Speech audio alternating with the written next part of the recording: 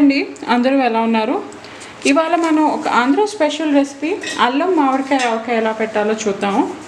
ఇది మనకి పచ్చి అల్లం ఇంకా మామిడికాయ కలిపి పెట్టిన ఆవకాయ.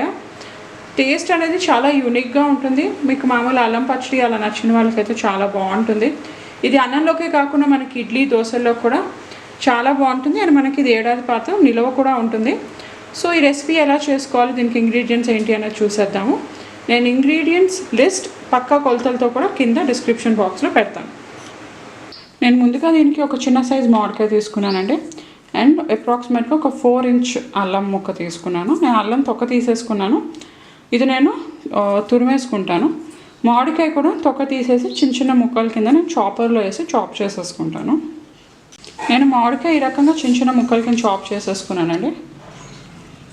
ఇంకా అల్లం నేను ఇలాగ తురుముకొని పెట్టుకున్నాను. ఇప్పుడు మనం ఆవకాయ కలిపేసుకుందాం. నేను మామిడికాయ ముక్కలు కట్ చేసుకున్నాను, ఒక గిన్నెలో తీసుకున్నానండి. నెక్స్ట్ నేను ఇందులో తురిమి పెట్టుకున్న అల్లం వేసేసుకుంటున్నాను. నేను ఇది మీకు శాంపుల్గా నమూనాగా చూపిస్తున్నాను. మీరు ఎక్కువ క్వాంటిటీ పెట్టుకునే మాట అయితే దీన్ని మీరు డబల్ చేసుకోవచ్చు. ఎగ్జాక్ట్ ఇంగ్రీడియంట్స్ అంతా నేను కింద లిస్ట్లో పెడతాను, డిస్క్రిప్షన్ బాక్స్లో పెడతాను. నెక్స్ట్ నేను ఇందులో ఉప్పు వేసేసుకుంటున్నాను. నెక్స్ట్ కారం, నెక్స్ట్ ఇందులో ఆవపిండి, కొద్దిగా పసుపు, కొద్దిగా వేయించిన మెంతులు. ఇవన్నీ మనం ఒకసారి బాగా కలిపేసుకుందాం.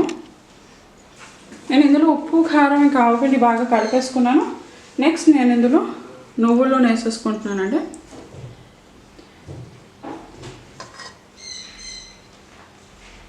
ఇది నేను పచ్చి నూనె వేస్తున్నాను, కాచింది కాదు. ఇదంతా కూడా ఒకసారి మనం బాగా కలిపేసుకుందాము.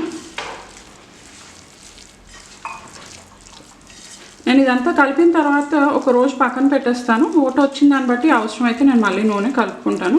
ఇప్పుడు నేను తెచ్చిన ఈ కాయల్లో ఊట అనేది చాలా ఎక్కువ ఉంది కాబట్టి నేను ఒక 1/2 కప్ ఆయిల్ వేసుకున్నాను. మీరు ఊట తక్కువ ఉంది, నూనె కనుక మీకు పైకి ఎక్కువ తేలకపోతే ఇంకొక 1/2 కప్పు నుంచి 1/2 కప్ వరకు మీరు మళ్ళీ ఆయిల్ అనేది యాడ్ చేసుకోవచ్చు.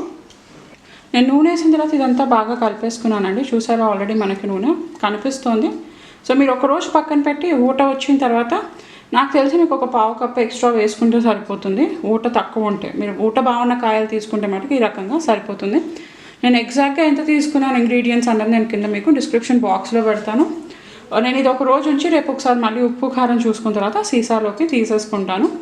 సో ఈ రకంగా అల్లం మామిడికాయ పచ్చడి మీరు ట్రై చేసి చూడండి. అన్నంలోకి అయితే చాలా రుచిగా ఉంటుంది.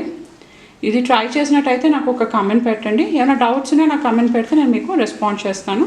సో వీడియో కనుక నచ్చినట్లయితే లైక్ చేయండి, షేర్ చేయండి, ఛానల్కి సబ్స్క్రైబ్ చేయండి. ఇంకో వీడియోతో మళ్ళీ కలుస్తాను. అంతవరకు బాయ్.